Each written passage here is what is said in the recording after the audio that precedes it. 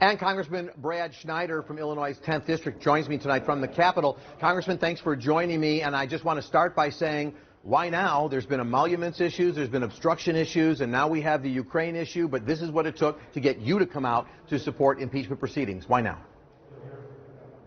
Well, first, Paul, thank you, and it's good to be with you today. In August, I actually came out calling for impeachment inquiry based on the reports from the Mueller report, based on the president's actions, refusing to provide information to the committees in their investigations. But at this point, this week, we see an entirely different set of circumstances that rise to an entirely new standard.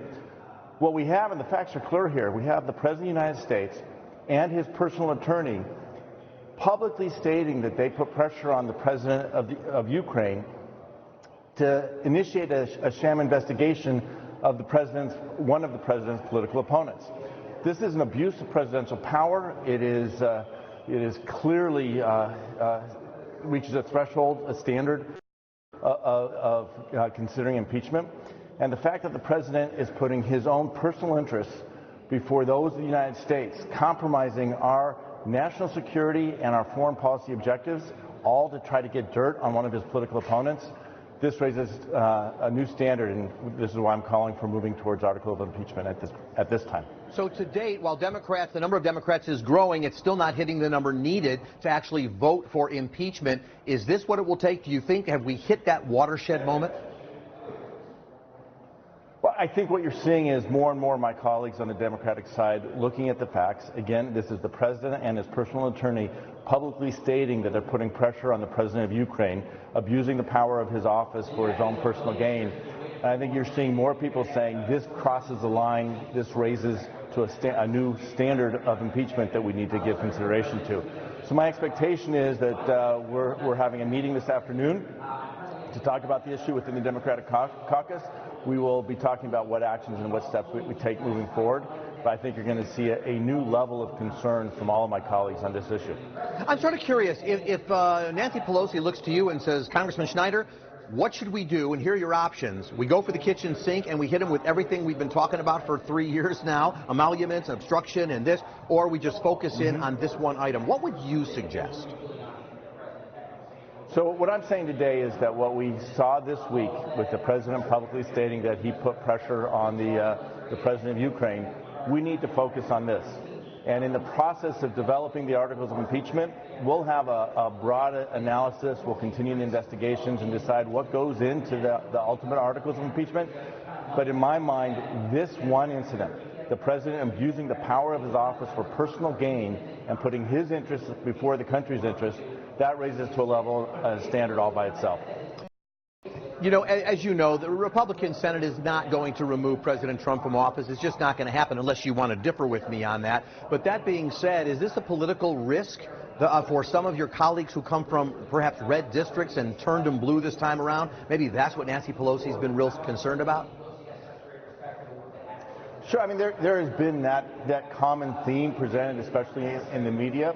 I think what you're seeing from my colleagues is this is not about politics. This is about each of us taking an oath to the Constitution, understanding that in that oath to defend our Constitution against enemies, foreign and domestic, all of us, including the President, have certain expectations, certain standards by which we need to live by.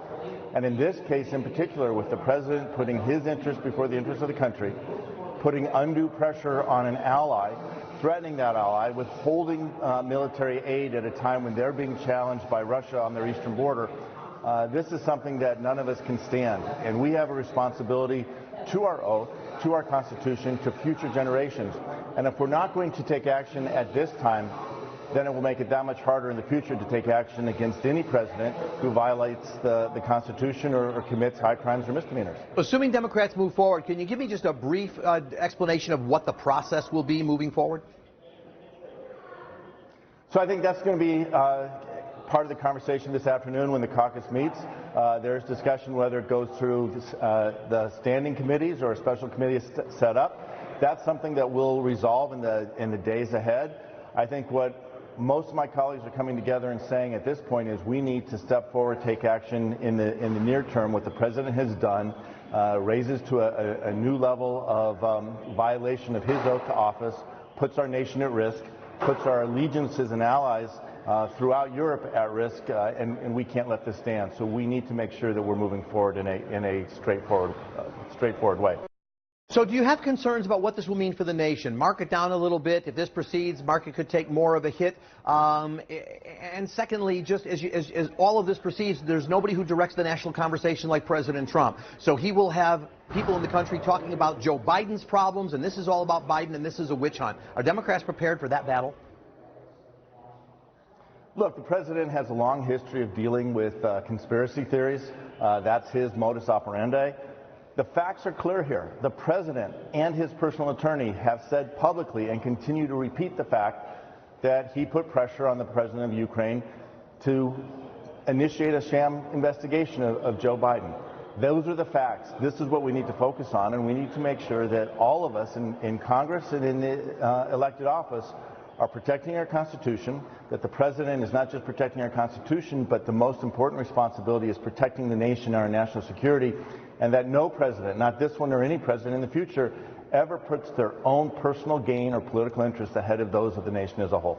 You know, one of the pieces was that he was holding the money to Ukraine absent this investigation of Biden. Now the president has come out and just said, no, I was withholding money because I wanted other nations to pay. Again, he's great at the spin. You're ready for it. Yeah, I get that the president's good at his spin, but I'm going to keep coming to the simple fact. The president leaned into and put pressure on the leader of an allied country, asking that leader to conduct a sham investigation of the president's political rival. This is not acceptable under any circumstances, and we need to make sure that we hold this president to account. And if the process goes forward, the president will have his day in court. He'll make his presentation in the Senate. But the fact as we have them today is that President Trump and his personal attorney have said publicly, clearly, that President Trump put pressure on the president of Ukraine. Congressman Brad Schneider of Illinois' 10th District, wishing you and your family a very happy New Year. Shana Tova. Thank you for your time with me, sir, and we will talk to you soon. Paul.